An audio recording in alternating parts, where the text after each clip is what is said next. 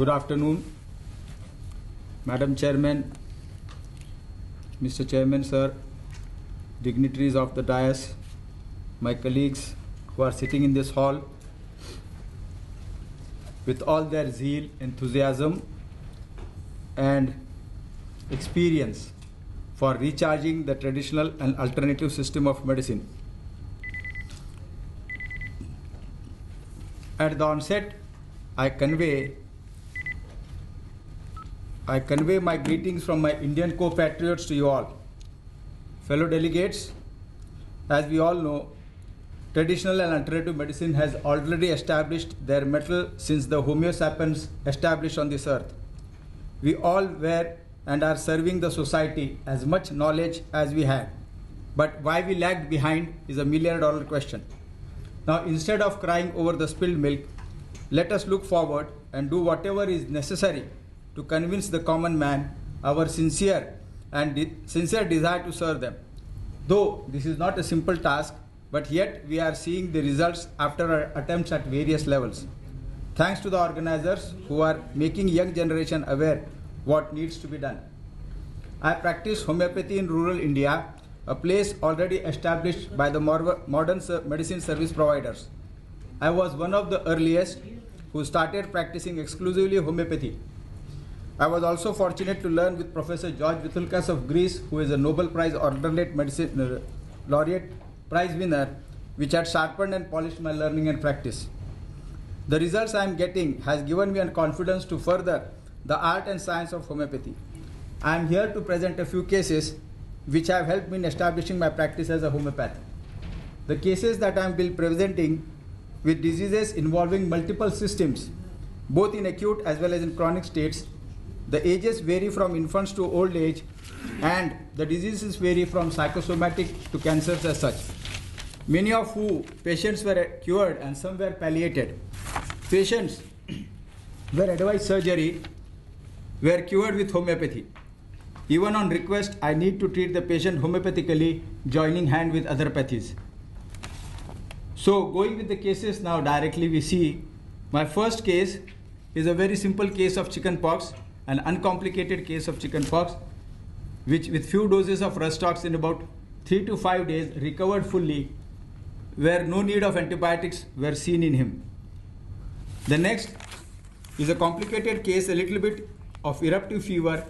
Though this is a video, you will see in this video that the lady was suffering with eruptive fever, joint pains, and in 24 hours, the fever subsided, the joint pain subsided, and the rash started to come down. And in a week's time, whole rash came down very thoroughly. So what we say that our medicines work very slowly, our medicines can't be given in acute phases. So these are all wrong notions that the people are having. So this is a video just to present that.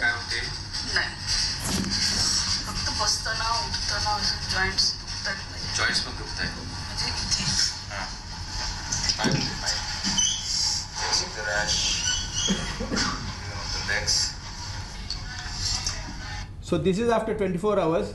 Next day evening she came back and you could see the amount of rash, the laugh on the face. 24 hours. How are you feeling?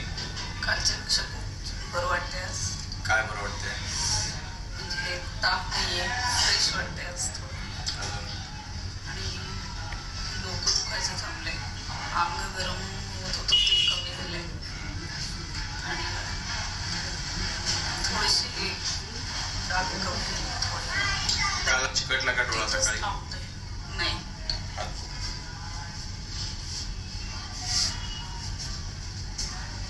कमी झालेत कालपेक्षा कमी झाले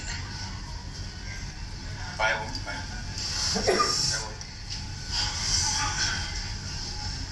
You can see the inflammation much settled down. The inflammation is much less. The intensity is much less. The pains are much less. This is after a week. काय व्यवस्थित आहे जोरात बोलायला पाहिजे आवाज तर बारीकच आहे नाही व्यवस्थित आहे तर सर्दी खोकला आणि जे डाग राहिले फक्त म्हणजे असं थोडंसं Even the inflammatory in the eye has much settled down. पण तेवढं लाल नाही आता डोळा पहिले एवढा नाहीये हां पहिला कसं डाग राहिले फक्त डाग खास बाज काय याच्यामध्ये? थोडंसं खाजवायला लागलं. इतके दिवस खाजवत नव्हतं. कालपासून जरा खाजवायला लागलं.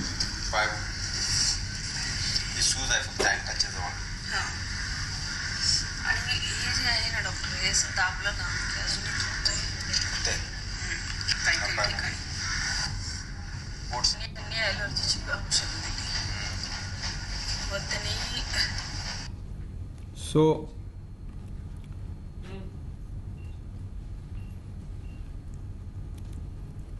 this was eruptive fever with a little bit of complication. Next is a case of acute gastroenteritis. In India, as a developing country, we have such acute situations. People come to us because of the poverty situation, where the simple diarrhea like phase becomes a more complicated diarrhea, and they need to go for hospitals to get admitted and get salines. So after giving about 10 bottles of saline, this child was not recovering well from his gastroenteritis, acute vomiting as well as diarrhea. Few doses of arsenic alba made him better in 24 hours, that he could go to the school next day morning. So you can see what we say, that traditional medicine has a very slow effect. It can work only in chronic phases. So this is also false statements. We can see in all these cases much are of acute. Now this is in India we have people who only take homeopathy, who are very strong, staunch believers of homeopathy. This was one of the believers of homeopathy who, after a scooter accident, had a big hematoma in the right knee. He came to homeopathy, and you can see the regression only in 5 days. So if this amount of hematoma can regress in 5 to 7 days, why not we can even get cases of brain hemorrhage, where we can work similarly and cause the burrow surgery to be avoided. Next is a case of an acute lacrimal duct obstruction in a small infant of 5 months of age, which was advised again a surgery for the lacrimal duct obstruction. And you could see about in 9 months time, the obstruction was relieved with pulsatilla and silica. You can see the yellow type of pus that has come up. To see the amount of discharge, each time the father has to give so much of pain to the child.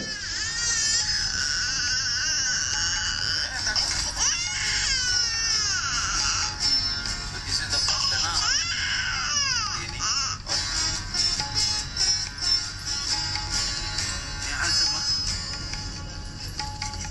The amount of pressure is applying, yet he is hardly able to get any discharge from it. applied, but yet hardly you see any much discharge that has come up. It's hardly negligible, not even a drop.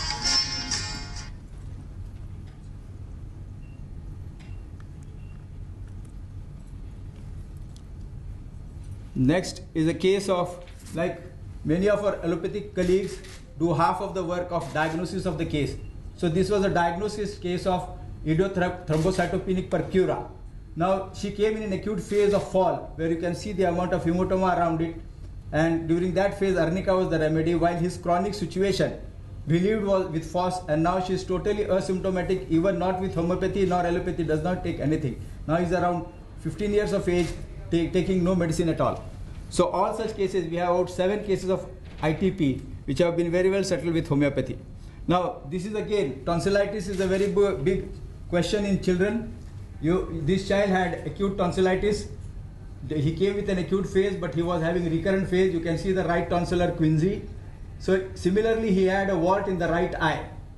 The photograph is, he had wart in the right eyelid, and also he had quinsy. For both the situations, he was advised surgery, that the wart in the eye as well as the tonsil has to be removed. Nitric acid was the remedy in homeopathy, which cured both the tonsils as well as the wart. This is a case of nasal polyps. Polyps again in children are very common, adenoids, polyps.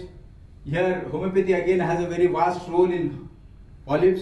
Now this was a very lively girl who came for homeopathy, and you can see the natural surgery that nature had done with phosphorus as the remedy. As the flowers are shed in spring, similarly the polyps shed off, and she was totally free of her polyps. Next is a case of ear polyp.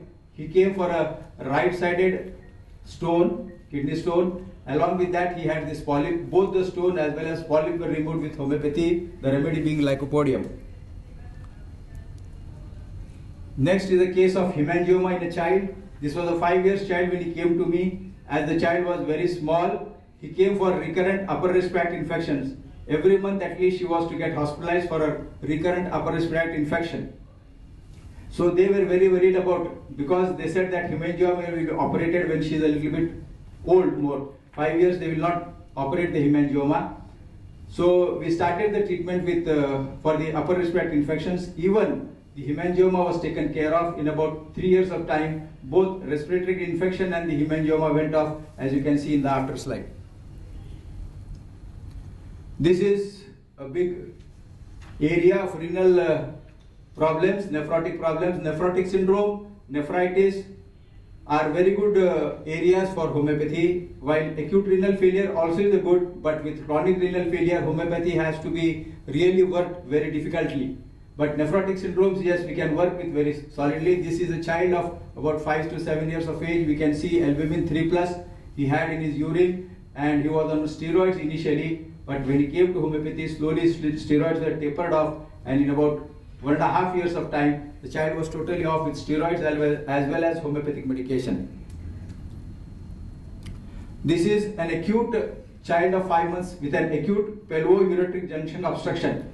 They had come for working from North India to my place, and you could see when he was admitted in the hospital, the surgeon has said that this was the area of obstruction they have marked there, and he had more than 200 pus cells. His albumin was 4+, and they said he should be immediately relieved of the obstruction, otherwise he would land up on difficult problem. But they were very poor. Again, many of our traditional medicine or alternative medicine people come with poverty or when they have lost hope with modern medicine. So this was something, the poverty brought us to us, and in about 24 hours the obstruction was relieved, but he took some medicine for some time and he was totally good. But in 24 hours, the idea was in 24 hours the obstruction was to be relieved, and that was done with homeopathy. Next is a case of pelvo-ureteric stone. This was about 11 mm in length, and during his descent with the medicine, it got obstructed in the urethra, and an acute emergency situation set up. He was totally obstructed with urine. The bladder got filled up. He was perspiring. He had tachycardia. He had a lot of pain. The only thing which could relieve was catheterization. But here, the philosophy of homeopathy came into play. A high dose of the same remedy which was given lycopodium immediately relieved the stone, and you could pass in 10 minutes and brought the stone back. So this is philosophy of homeopathy, where we have to work. This is why we say it's art as well as science. You have to use the art many times. When in such situation, where to use that philosophy is very important.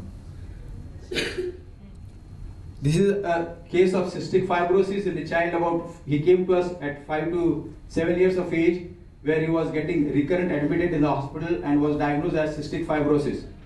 About 3 years of treatment made his hospitalization much less, and even his sweat chloride was within normal limits, as you can see in the report down below. Next is a case of a video of an acute cough.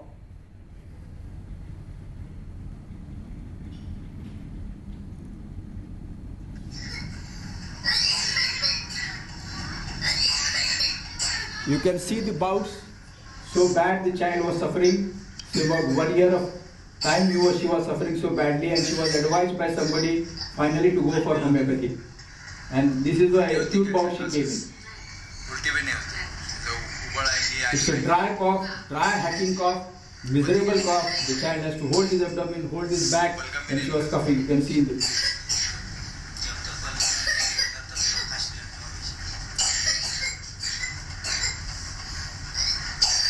See, holding the back, she was so terribly. Now this is the follow-up. The problem with these children are they are advised not to take ice creams, not to take fruits, and children are prone to eat ice cream. If they don't eat, we should not eat at least. So the parents are worried. If they are not eating ice cream, the parents are also not eating ice cream, nor fruits are brought in the house. But now you see, the child is so happy, so lively that she can eat the fruits and ice creams daily, not on regular basis. So this is the follow-up, and the acute bout was relieved in 3 days. She was using nebulizer and pumps that were also settled down, and she is much totally off after tuberculin and phosphorus. Change of weather, head water bath, all modalities of precipitating the cough has gone away.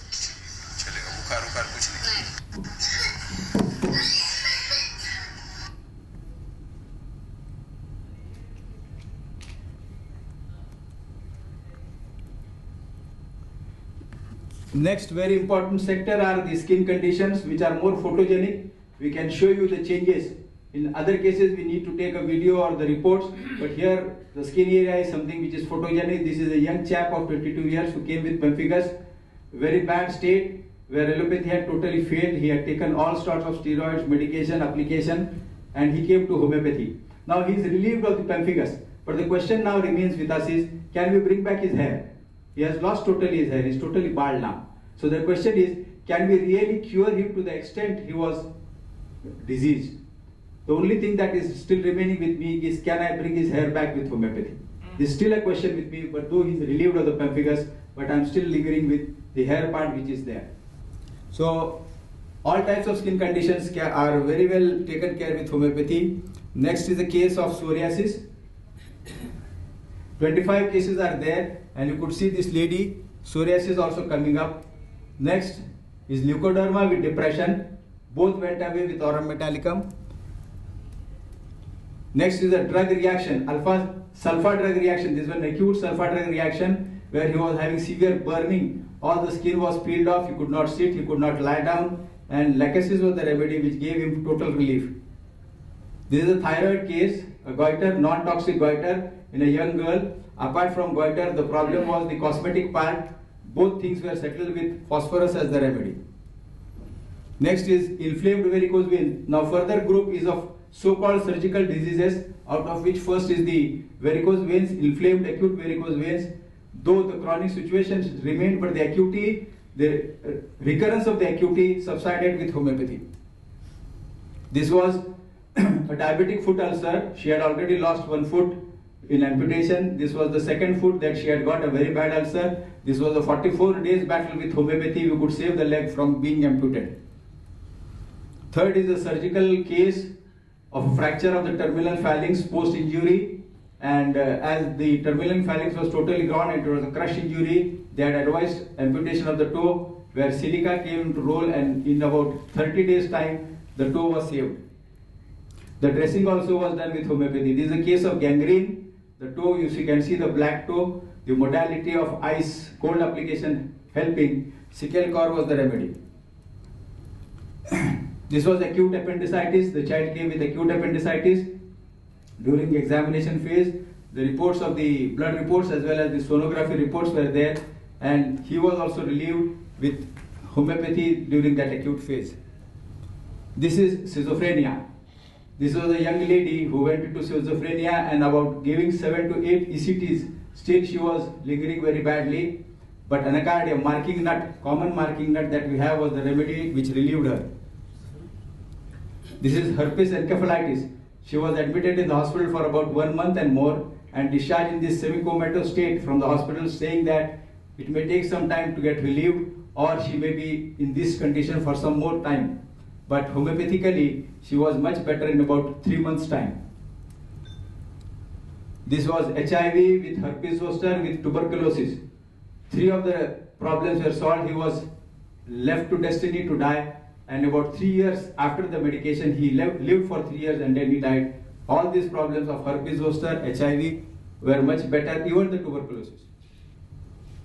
This is cancer tongue. Though this was a palliative state, you can see in the before chapter the face of the patient, but in the after you can see the amount of change on the face. He died, but died in a very good way, good life, whatever he lived. So this palliation also was very important for me, for the family also. Now lastly is avian, avascular necrosis of the head of femur. So We have around 5 cases. This also respond, but constitutional remedy are important.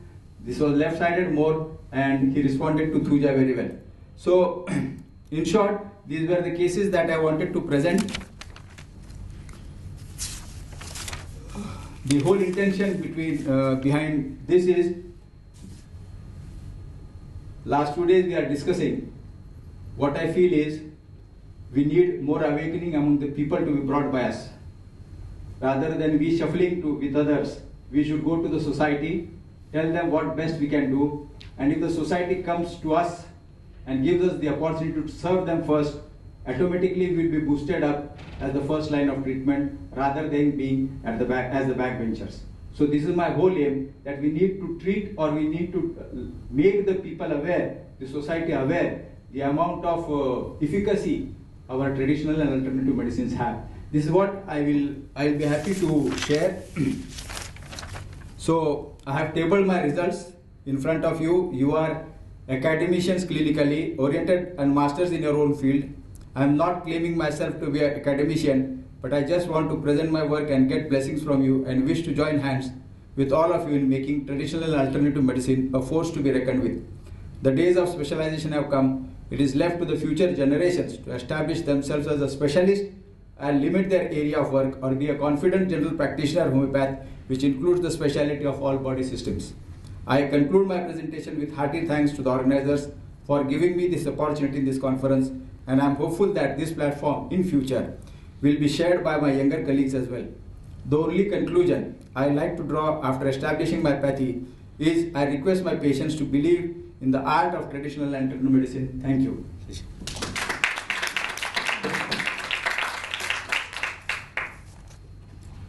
Thank you very much, Dr. Hiralal. Do we have questions for Dr.? Yes, questions please. What is really impressive is that presentation was based upon cases, no? It really was impressive. I really impressed. Congratulations. Thank you.